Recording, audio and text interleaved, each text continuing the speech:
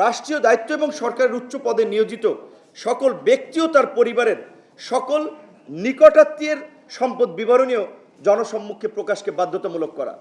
কারণ টাকা তো রাখে শালা, সুমন্দি, খালাতো ভাই, চাচাতো ভাই, মামাতো ভাইয়ের অ্যাকাউন্টে, জমি জমা, ফ্ল্যাট, গাড়ি বাড়ি তো করে ওই নামে। অফিস, আদালত, হাট বাজার, সড়ক, মহাসড়ক, রেল ও নৌপথে সব ধরনের ঘুষ এবং চাঁদাবাজি বন্ধ করা। এই যে আমরা এত ঐতিহাসিক পরিবর্তন করলাম, কিন্তু এই পরিবর্তনের পরে শেখ হাসিনার আমলে যারা ধরেন গুলিস্তানের ফুটপাত, কারণ বাজারের ফুটপাত, এভাবে সারা দেশের ফুটপাত কিংবা কাঁচা বাজার, ব্যবসায়ী সমিতি, গার্মেন্টস থেকে চাঁদা নিত, বকরা নিত মাসিক, এখন কি বন্ধ হয়েছে? কোনো বন্ধ হয় নাই। তো আমরা 2021 সালেও কিন্তু এই কথাটি বলেছিলাম যে এটার একটা পরিবর্তন করতে হবে।